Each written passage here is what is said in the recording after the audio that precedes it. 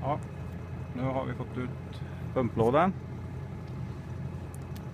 Vi kanske har missat ett filmavsnitt här. Det beror på att min lilla telefon inte finns med. Ja, den är på rep. Jag råkar krossa skärmen på den i vanlig ordning. Så jag lånar morsans. Ja, så här ser den ut. Inte så märkvärdig. Centomaxen här. Och här ser ni var alla pumpar går in så att säga.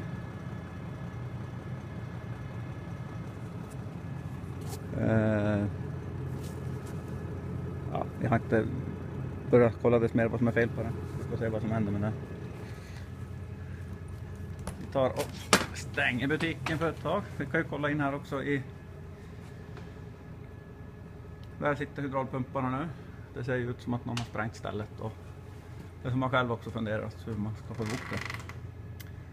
Riva ett hus kan ju vilken idiot som helst klara, men bygga ett är en annan sak. Här har vi då lite avancerat upphängningssystem för att hålla pumparna på plats. Drar man bara ut lådan så då trillar pumparna ner in i sänder.